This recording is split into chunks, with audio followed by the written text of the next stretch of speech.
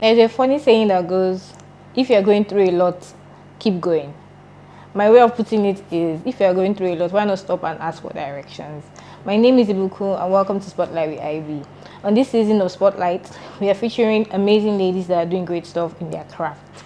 On today's episode, I have filmmaker, actor, businesswoman Omobola Akinde. When we're back, we'll welcome Omobola. See you shortly.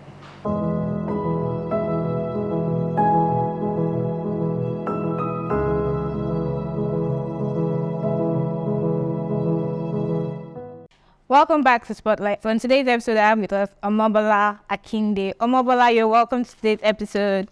Thank you. Thank you for having me. Thank you so much. Thank you for coming, and rightly so. We like to start with icebreaker. It's okay. So we're gonna have to break some ice, Okay. So I was wondering if you could do like a special number for us. I know you're a happy person. Well, Like a 30-second rendering of your best bathroom song. what's my best bathroom song? Okay. Best bathrooms. God, bathroom. Honestly, I can't remember. You don't sing in the bathroom. I do, but right now, you know when you're at this spot, like Okay, so let's sing. I don't know, what song should we sing? Okay, so let me just sing something. I believe I can fly. Woo! I believe I can touch the sky. Mm-hmm. I think about you every night and day. Uh-huh. Spread my wings and fly away. I believe I can soar. I see you running through the open door. I believe I can fly. I believe I can fly. Wow. Amazing. Thank you. Thank you for being spontaneous. I like it. I love it so much. Well, Thank you. so I have a riddle for you. Okay. I have branches, yet I have no leaves, no trunk, and no fruits. What am I? Bank branches. What did you say? Bank branches. You're correct. You're bank. Are you serious? Yeah. You did well. You're so intelligent. Thank you. So now that you're here, I just want to know how did you get into acting? Okay, so I how did I get into act? So when I was in university, I knew that I always loved to express myself. I belonged to a drama group then in school, and so we used to do different stage plays. And I also belonged to a drama group when I was in university in church. We used to go to different places to do stage plays. So that's basically how it started. But then while I was doing that, I didn't know that I was going to do professionally.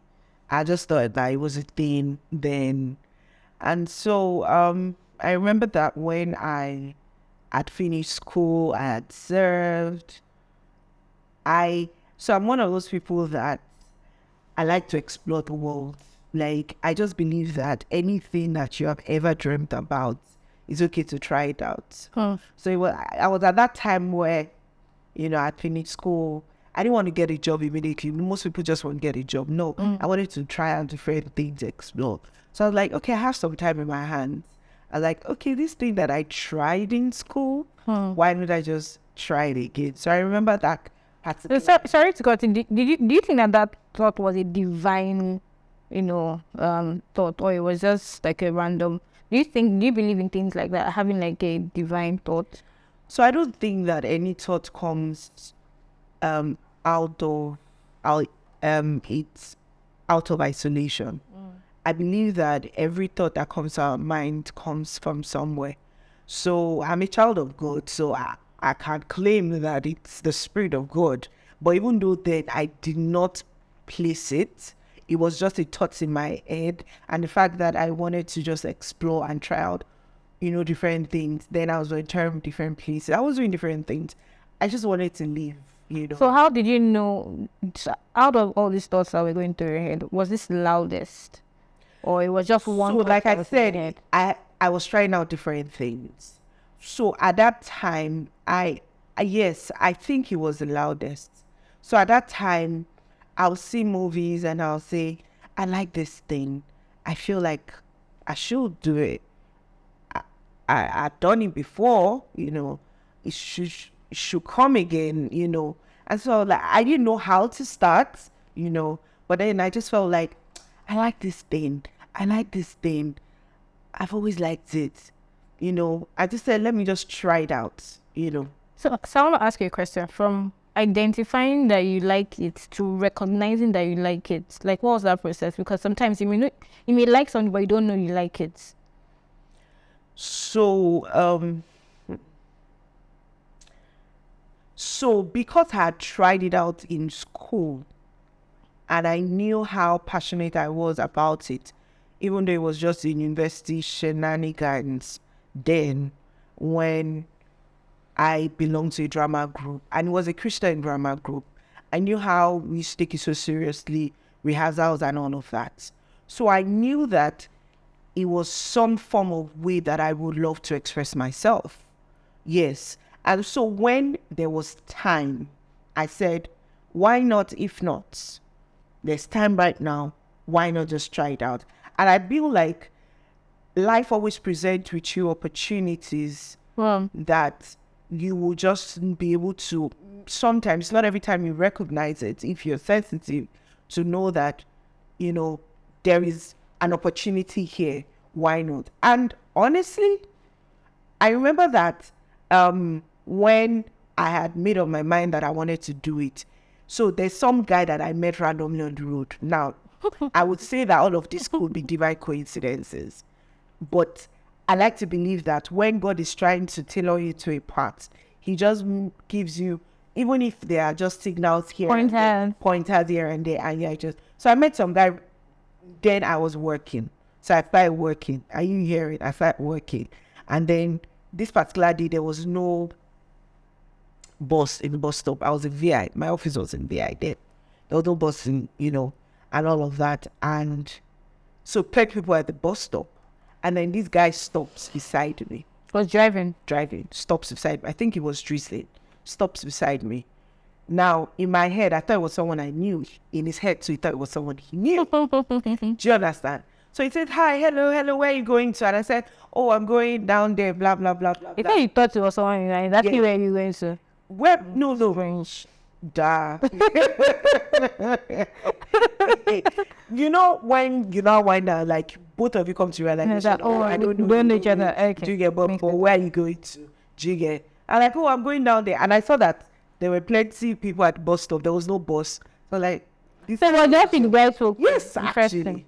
Okay. And then we got talking. He drove me to somewhere for. Sorry, don't you that where to get actually. Ah, wow, interesting. Actually, we got talking, and I realized that it was one of the prominent film directors in Nigeria. Oh, yes. And we got talking. We had a long conversation. We exchanged numbers, and somehow, it was more like that. Delightful. Yes. Your baby leaping kind of thing came out. I remember that I also scheduled a meeting with him to meet him somewhere around his house, just to have this conversation that I wanted to do this full time. So he said, oh, try it out. He didn't even give me any pointers. He just, like, if that's full time. Yes, I wanted to do it full time. So I remember that I also went to the cinema to see a film. So I binge on movies. I love movies. That's my happy place. I can't sit. So sometimes people around me look at me as a serious person, but honestly, watching movie, my happy place. So I do that a lot. So that day, I went to the cinema to see a film, and then I saw a guy that I'd always seen on TV. And then he told me, I saw him, and I'm like, oh, this guy. And I just walked up to him. I said, oh, I'd like to be an actor. And he said, oh, nice. We exchanged contact, and he sent me my very first audition. Oh, wow. And so he took it seriously? Yes, he did. Wow. And he sent me my very first audition notice. Said, oh, there's this audition happening, so please, if you have time, you can attend it. I was so nervous, but I did it. Wait. Let's not rush that. So you got your audition notice. How did you feel? Like, because now you know that this is not just a pipe dream. This is something coming to reality. Was there more light in that part for you? So at the point where he sent me the audition notice, he was more of, am I sure I'm going to not how to fit me. Like it's not my mouth. Exactly. Like, so there'll be a panel and I have to express myself. I have to do a monologue or do any of those things. But you know when they say do it afraid, I actually do it. I knew that. I was so nervous. Like my first audition, I was nervous. But I did it either ways. And I remember that in that audition, aside from the audition itself, I started to network with other people in the industry, met people, and then, and I said, oh, when there's an audition, let me know. And that's how I started to gain some ground, started to know things, and here we are now, 5 years after. Well, did you get that job? No, I didn't. And were you discouraged? No, I wasn't. In fact, it was more of I see all the people like that also have the kind of dreams that I have. Do you understand? So like, it's not only me. So I wasn't discouraged, even though I felt bad, like I knew I was nonsense. Genius. But then I wasn't discouraged. I look forward to the next one and the next one and the next one. Yeah. But did you get discouraged at any point? Well, my sister. So I'll say this to the camera. If you are not confident in your skin and you are not someone that if you have self-esteem issues or you easily get discouraged, maybe you should not go into acting, not even in this part of the world, because you will get more no's than yeses. And at the end of the day, the number of yeses you need in your career are less than the number of no's the number of yeses you need are less than the number of no's.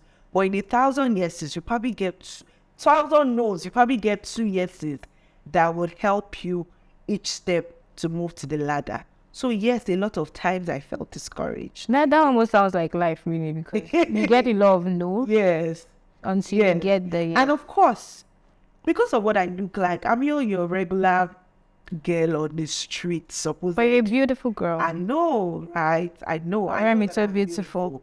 But you know what? Thank you. But you know that when in the typical Nigerian world, if you're a big person, you have constantly heard things like horrible, you're big, you're all of that. These are normal things you hear growing up. I've never been a skilled person.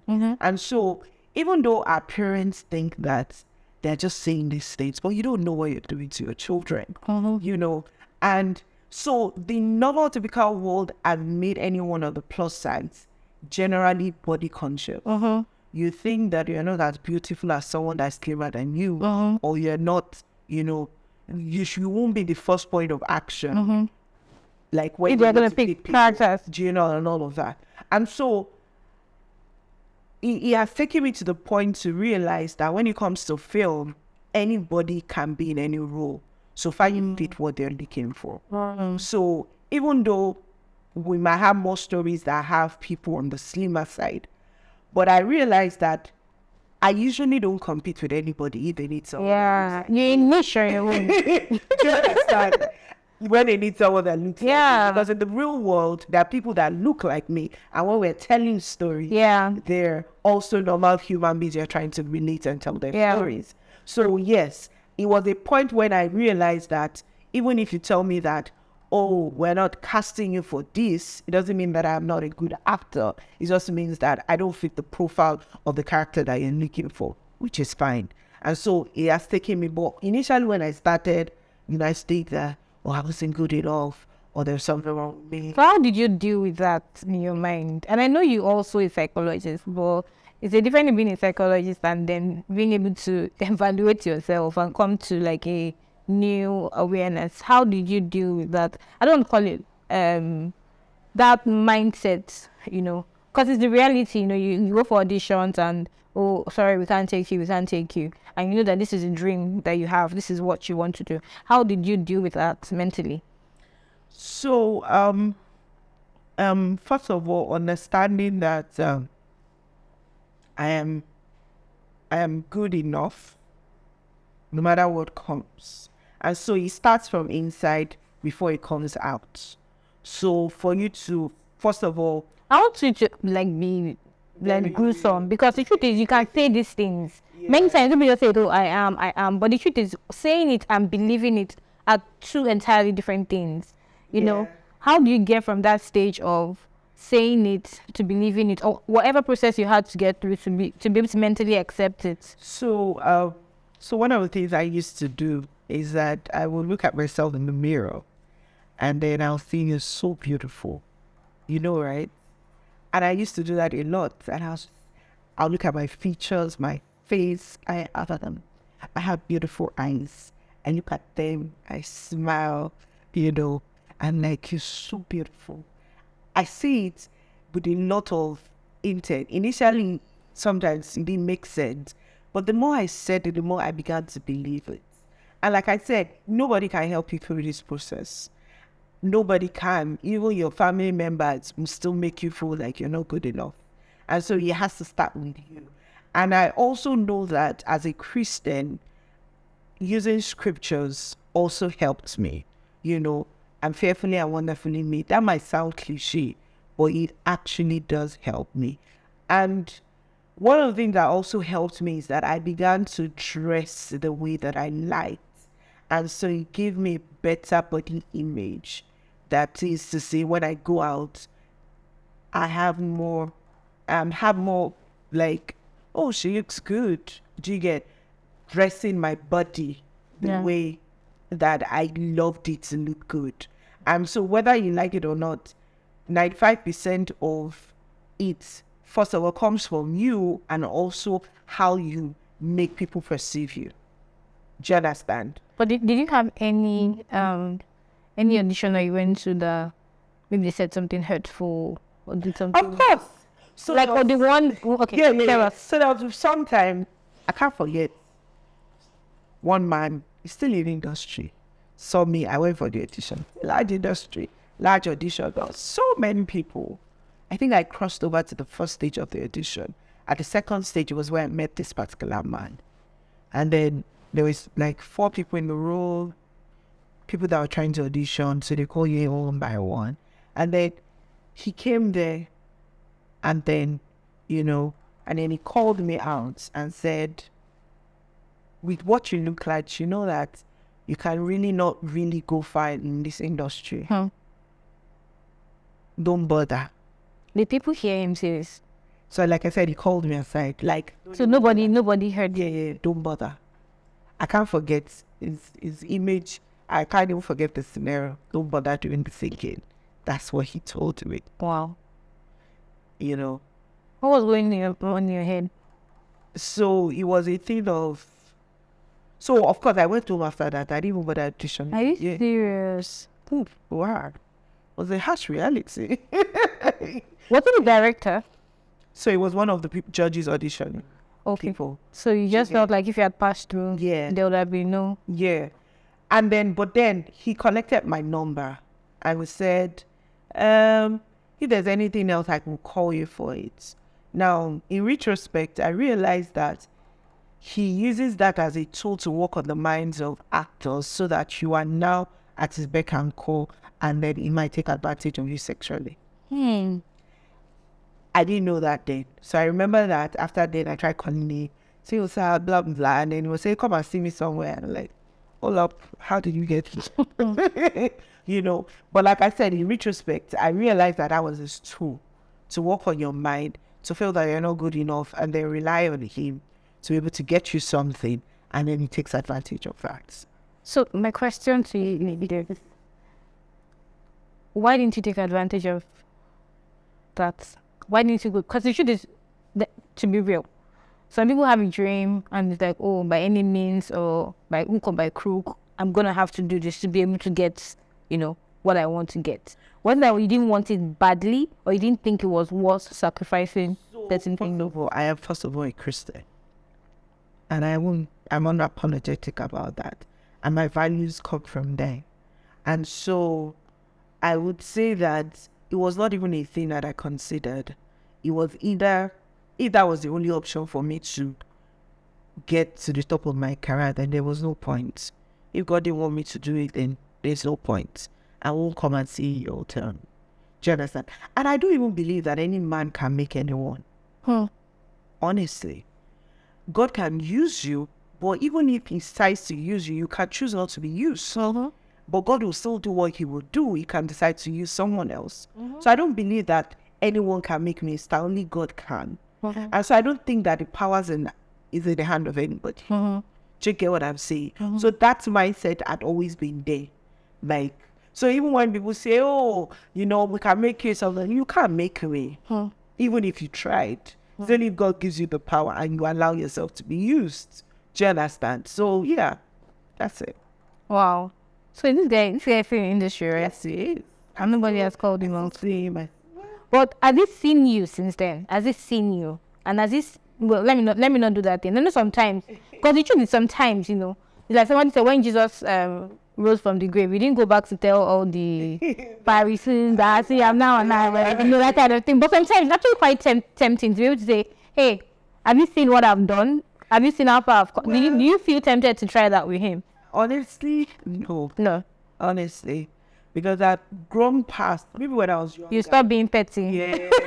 I've grown past, like, the reason for my success is I want to pepper somebody. Nah. No peppering. So that's the reason for your success. So I think that, like I said that I believe that everything that I've always dreamt about, that it's okay to try it out. And honestly, even if I tried and failed, it's okay. At least I tried. I believe that the only regrets that I will ever have in life is not trying. And so my motivation is not so much about, oh, I'm successful at this thing. It's the fact that I tried out a dream. And I gave myself an opportunity to see it out. Wow. Yeah. And so that's the only regret I have.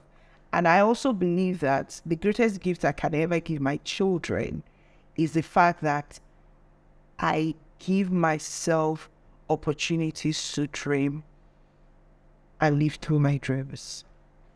And so they should also have the courage to follow through their dreams. And like I said, even if you failed, it's okay. At least you tried. And so it's not always about, and of course, while you try out a lot of these things, you will succeed at, in some of those things. But it's not so much of, I want you to see me as, oh, success. Of course, someday I want the whole world to know me to be this person is successful at this thing. But that's not so much of my motivation when I look back. It's the fact that I gave myself an opportunity to dream and I tried it out. So that's it. And I feel like everybody should just desire to die empty. That I don't think that God gives all these desires as this dream out of, I just feel like touching this thing. I think that there's something that he wants to give through you with that thing. And so, like I said, even if you tried and failed, it's okay. The only regret anybody will have in life is I did not try. That's it. Okay. So I have a question for you. Yeah. I know that you are waiting to get married, right? Wow. Very no worries, right there. We're going there. Apologies. So I know that you're waiting to get married, right? Yeah. And you have this dream going on. Typically, not everybody takes to marrying actors. So see my wife kissing a movie. What are you going to do? Does it bother you to think of, oh, will my husband be accepting of my dream? Or do you think that you have to sacrifice your dream to? So that's why he's always advising to anybody that make sure you find a purpose or you have in life before you think of having a husband or wife. Because that person has to have seen that this is what this person is doing. And then am I able to support their dreams? I can't marry anyone that can't support my dreams. Do you understand? And if you have insecurity issues, I can't help you. You can't be my husband either. Honestly, of course, once I get married, my family's priority, But then again, this is what I do, this is what I love, this is what I will like to do more of. And I like to believe that if you are called to be my husband, then you're also called to support this dream. Like I am called to support your dream as well. So it's not a thing of I had to even God would blame me for allowing anybody tell me to stop dreaming or being, because like I said, everything that God has put inside of us, there's a reason He put it inside of us, because there's something that He wants to use it for. He equips us with those talents or those powers, because He always wants to show His glory through it. And I do not believe that I will then get married and then it will be at that point where I, by myself, I'll now say, oh, because I'm married now. Marriage is supposed to enhance the dream. In fact, Yeah, if purpose. I am on level 90 now, marriage is supposed to push me to level 100, want to Yeah. see me do more, try out new things and all of that. So yeah, you know. So I remember when you did Blood Sisters, right? The scene you did. Sorry, I have to bring it up. The scene you did, you were naked. You're naked in it, and I was all going to say, "Ah, is Mobola naked in this?" I'm like, guy, why you wanting me to ask me these questions? Do you feel like you have to defend your position sometimes? With the things, the risks that come with your job, the requirements. So at the end And of the please let's not day, answer if you're naked. Let's leave it to the minds of people. I would answer if I was not naked. I was a body double. If you care to know. But then again, it's okay if you think I was naked. It's fine. Because at the end of the day, I'm only answerable to people that matter to me. Any other person can think of whatever they choose to. At the end of the day, it's the craft. It's the heart. Like, see my naked body, and so what? Even though it was not my naked body. But then, No, but like I think about it, when you have to tell a story, like you have to tell a story and with the truth of the story. And as I know you're Christian, like how far are you? How far do you think you can go to be able to tell those stories? so it's not every story that I can tell. It has to resonate with me. And then, having chosen the kind of stories that I choose to tell, I also have to know how important those scenes are to telling the story. So sometimes I have these conversations with the director or the writer that if you take out this scene, does it still tell the story? And they say, oh, yes, you can. You take it out. Do you understand? If those scenes or that scene is very important to the entire picture of what the story is supposed to say, and it's a story that I'm proud to tell, then by all means, let's do what we need to do. Do you understand? Like I said, it's art, it's crafts, it's no big deal. It's real life we're trying to portray here. And so it's nothing about, oh, like, oh, because she kissed someone, then she's a flirt or she's dirty or all of those things. No big deal. Yeah. So, but do you think that you have to keep pushing your boundary lines? Because the truth is, depending on the story, right? So, one story maybe, and I think I've asked Yeah, so at the end of the day, even though I say all of these things, I still have boundaries. There's still some things I cannot do, you know.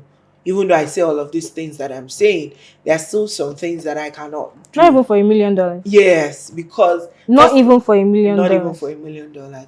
Because first of all, I'm a very conservative person. Even though I seem like I don't care, I'm still quite conservative. And so personally, even if I wasn't an actor or something, I will not be able to do it comfortable. Like the other day, I told you where they needed to do a skincare product and they said I had to come wear bikini. I can't do it on camera. I can't do that. I can't. So there's some things that I cannot do just because I will not be comfortable.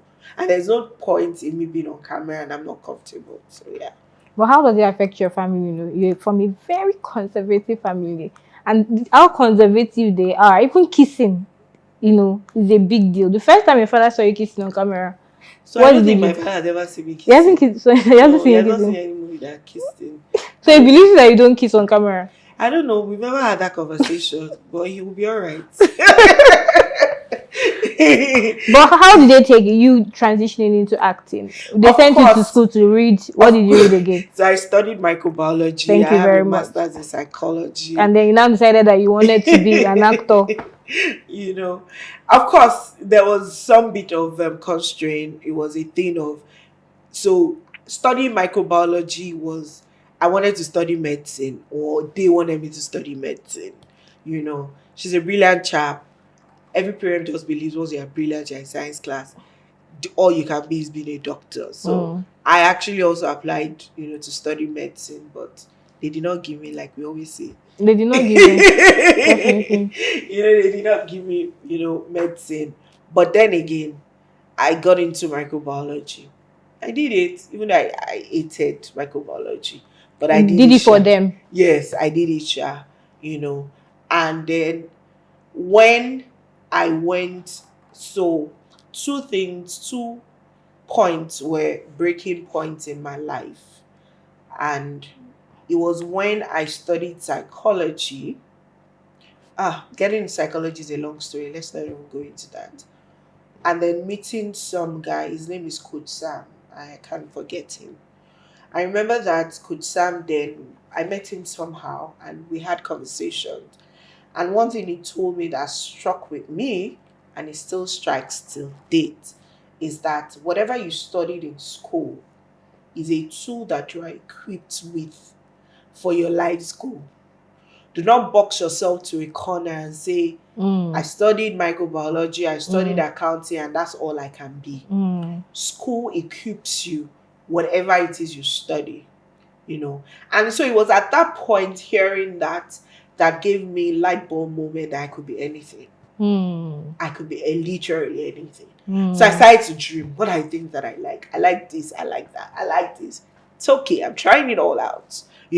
Of course, there was resistance from my parents wanting your child to study medicine, to have studied microbiology, to thinking that after microbiology, she's still going for medicine.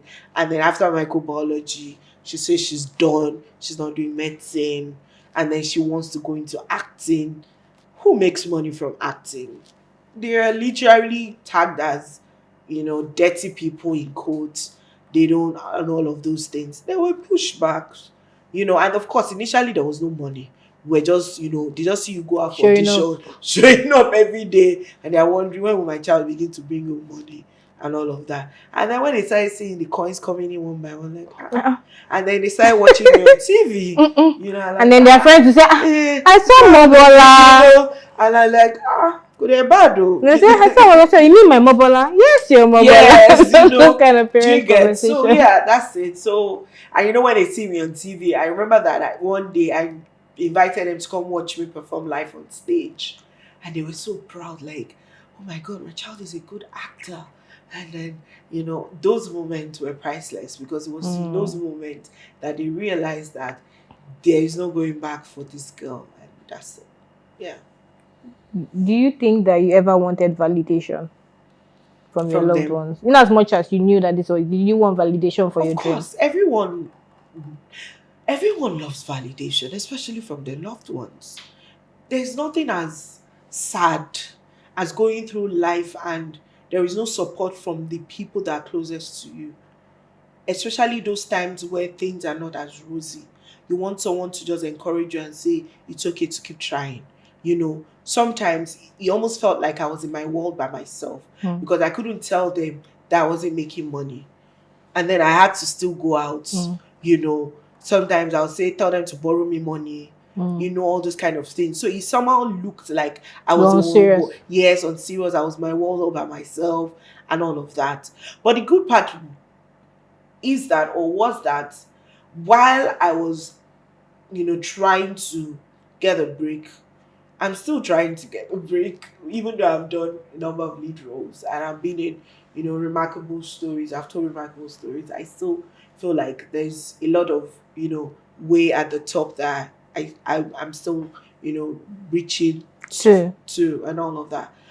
But one of the things that I did not do was sit on my butt and wallow in it. Mm. I still found out other things I could be doing to make money. Mm. And so I didn't just sit and say, this thing is not making money, let me just be there. I'll just be wallowing. So I tried out so many things. So you didn't turn your dream to an excuse? No, I didn't. So I started to have other alternative sources of income, like whatever I could lay my hands on, I was doing it. just to, what I did not do was take up a 9 to 5 because I knew that I needed the time to go for auditions. But I would, if you needed to supply, I would supply. There was a time that I was selling food, supply food. I would go and supply. There was a time I was, if you need, Mako Market was my go-to place. There's nothing, nowhere I did not know there. If you needed anything, I'll help you. There was even a time I was doing a Ashwebi. Yes, I remember. I'll help you guys. So there were a lot of things that I was doing just to survive. But I did not see it as an excuse to say this dream, let me just leave it aside and abandon it. I was one thing I wanted, but I knew that I was an adult and I needed to be responsible for myself financially. And so I needed to do what I needed to do to be okay. Yes. And also I had parents that were aging that I needed to support one way or the other. So yeah. Wow. So, amazing story, by the way. Thank you. I just want to say, what would be your last words for someone that's at the point of discouragement? Seems like they've been trying their dream, they've been going through life, and life is beating them down. They don't know how to even make lemons. What would be your word for them? So what I would say is